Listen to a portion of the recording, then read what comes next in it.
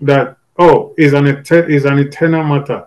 Are we therefore saying that PDP is a house where it is all about injustice because you can run under the platform that, oh, this is PDP party internal matters? You remember this was exactly what happened when the senatorial issues came, when the same emperor ask people not that are supposed to be contestants, senatorial candidates, not to go to where the other candidates were conducting their primaries.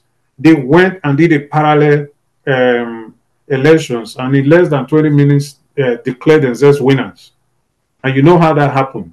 Yeah. They went and started saying that it was an internal matter. They used the presidential candidate then and every other angle, internal organs of PDP to frustrate the other people out.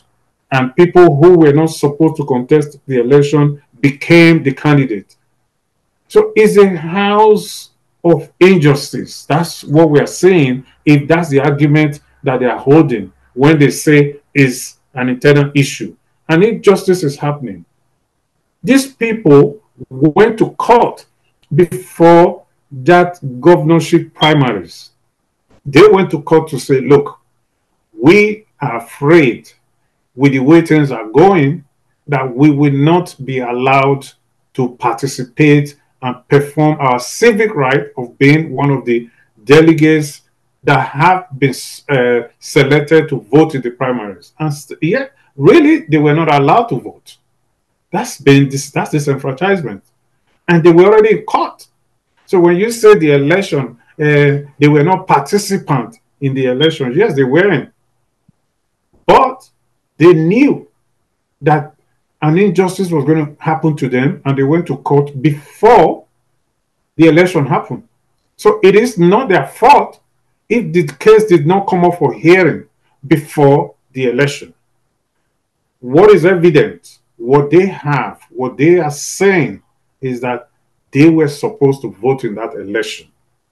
They were not allowed to vote. And the election happened, and some people went and voted. Some people the governor wanted went and voted. And does that make it legal? It doesn't. It doesn't. You know, equity looks at substance and not form. PDP, they're looking at the form. Oh, it's PDP, it's internal matter. But what about the voting rights of the delegates? Why did they override that? Equity, the Federal High Court is looking at equity.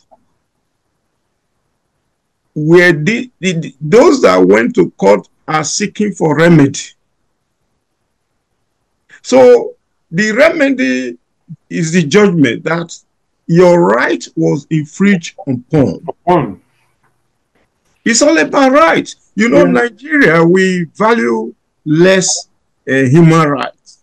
You can't deprive somebody from his or her rights and you're saying the outcome is acceptable. No. It's unacceptable. The High Court did, they went back to the substance, to the root, to the human rights of the delegates. And we have common law, where common law lacks, equity takes over. Yeah. If, for instance, husband and wife, they live in matrimonial home, the man, because the wife traveled, he will not consult the wife, he will sell the house. The buyer will not make inquiries to go and check land registry if the whose name is in the title. Maybe the man's name is in the title, the wife's name is not there. The wife has equitable rights to take the husband to court. That is matrimonial home. Yeah. It's 50-50. It's 50-50. The wife has rights there. The delegates have rights. Yeah. To vote. They were disenfranchised. Yeah, you can't take that away from them. And Luckily, PDP, they are appealing. It is there, it will open up more. Yeah. So Yeah. let's wait for the appeal, the outcome. Of the appeal. Yeah. So what I'm always saying is that the Governor Baseki, should stop all these illegalities, because we were in a situation where in the first 4 years, was it 7 House of Assembly members, or how many were there? The majority. 14? No, they were not up to 14. Okay, 8 or Yeah, they're about. Yeah, I yeah. think we got up to 6 or thereabout. I don't remember. But this is the point. That case never came up for hearing. They suppressed it. They suppressed it with everything, all the powers that they had. Those numbers, he went through his first 4 years with those numbers of House of Assembly to rule Edo State. That is unacceptable. The illegalities, that the way Obazeki does his things, as if he's going to be the last emperor in Edo State, it's not the way to go. During the senatorial district, during the senatorial primaries, it was the same thing. He engineered a parallel election. And that case, at the end of the day, it was frustrated up to the point, thanks to Atiku and Co., that we didn't see any result. And we know where that has led us to today.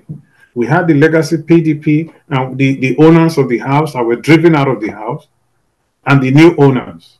But it wasn't even like the new owners were even accorded the respect.